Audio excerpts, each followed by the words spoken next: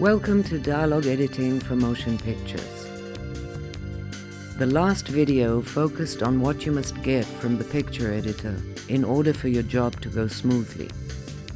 Now we will see just what to do when the materials arrive.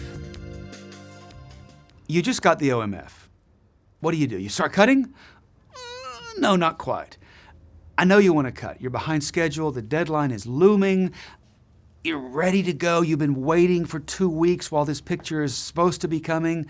No, don't start cutting yet. If you invest a couple of days at the beginning of the project into getting everything nice, it will absolutely pay off right off the bat. So what do you need to do? Well, one thing I do when I get started is I take the OMF and I make a copy of it. I put the OMF down at the bottom, as you see in this slide, and I copy it up into my dialogue tracks. Now in this little tiny make-believe model, I have tracks A through J, which is never enough. I usually go like A through M, A through N, something like that. But it fits on one page, so it looks good. It's something I lifted out of my book, so it fits on a page nice. So there's A through J. At the top, there's merely a copy of the OMF. Why? Why bother? If you have a copy of the OMF, it can help you in a number of ways. Mostly it's there to protect you from your own stupidity. And when I say your stupidity, I really mean my stupidity, because I always make catastrophic mistakes because I get tired or I get lazy or it's after lunch and I'm dumb. So let's say, for example, you delete a region. It's right there. You go back to the OMF, pop it up. You still have to re-edit that region, but it's not the end of the world. More importantly, let's say that you knock a track out of sync because you're rippling your track in the shuffle mode, and you lose the sync. And this is long past when you can do undo. You've got to go, what do I do? Well, you can move the same track or the same region from your OMF right below the track in question, and then you have a visual marker. All you got to do is line up these visual markers, and boom, you're in sync again. It's just good to have there. It costs you nothing. Tracks come free these days. It's good to do. Then you can hide it. You never see it. It's fine. The other thing that you'll see in this image is at the top there's a track called GT. That's guide track. That is in this case, it's a strip from the videotape from the picture edit. If I get the picture editor's cut on, let's say, Betacam, I'll just record the Betacam tracks into my session. If I get a QuickTime program, a QuickTime file, I'll just strip it off and here it is. What's the point? The guide track is really useful because it contains the final mix from the editor, from the picture editor, which means this is what the director fantasizes about what the movie should sound like. It contains not only the production sound, but also the temporary music, temporary sound effects, a little mix action. So it kind of gives you an idea of the flow of the film. It's very handy if, for example, you're working on a scene and when you're cutting the dialogue, you're following all the rules, but it's just not making any sense.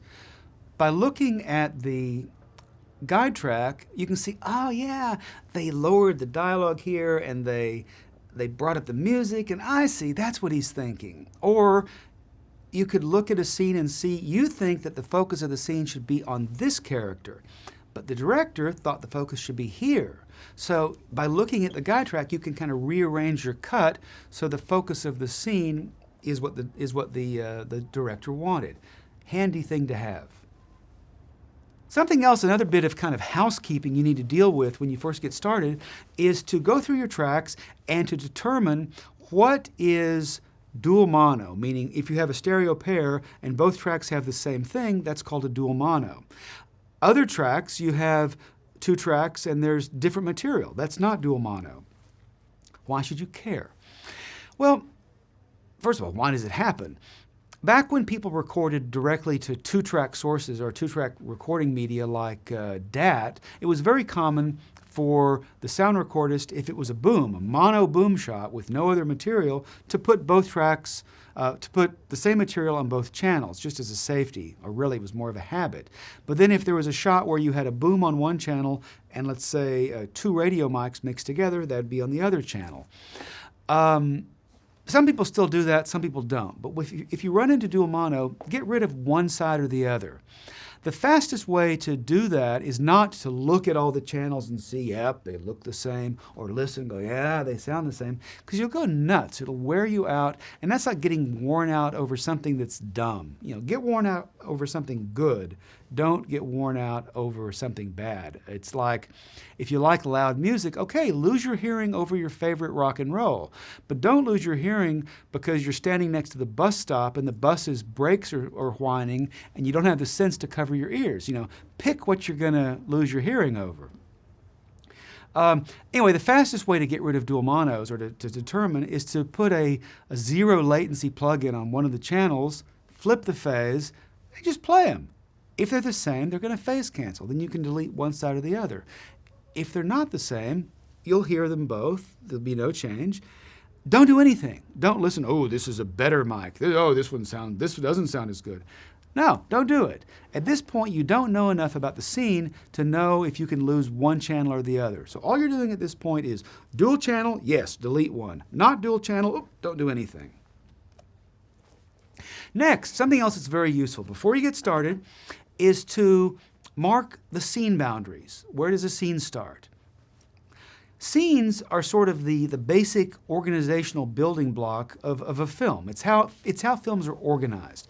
A scene is a little story within a film. It could be defined by location. So you cut from, we're in a studio here, you could cut from this studio to outside, and you see John outside. That's a scene change. There could also be time-defined scene changes. It's day. Boom, it's night. Probably that's a different scene, even though you haven't changed locations. And there's a few other reasons you might define a scene change. But the script is organized by scene, the shoot is organized by scene. It's good to be organized by scene. So what I do is I simply go through the film and I find where all the scene changes are, and I mark them and I label them, scene number, whatever, a brief description. It also makes it handy when you're screening the film later. Let's say you and the director want to focus on the scene where Godzilla comes out of the water and eats Tokyo. So, you go, oh yeah, that's scene 666. And you see, oh yes, Godzilla eats Tokyo. So you press it and boom, there you are. It's a good way to work. The other reason it's important is that usually the dialogue editor is the first editor on scene, except for the supervising sound editor, because we usually get started a little bit earlier. The other editors really like to get your scene markers. So if you make your markers, just describe all the scenes, and then just export those to everybody else, to the background person, the Foley person, the effects person, the music person, then everybody agrees on where the scene changes are. And they can use your markers to, let's say the backgrounds, to cut off the backgrounds there, so we're all agreed upon where does this scene change, so your background changes are nice and solid rather than blah, blah, blah, blah. So you got to mark these things. We've begun to look at the things you must do before you can start editing.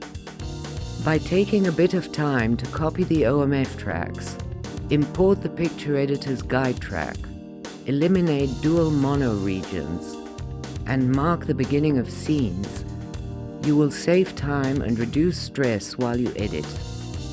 As we'll see in the next video, there are a few more organizational tasks before you can really get to work. Thank you for watching Dialogue Editing for Motion Pictures, a guide to the invisible art.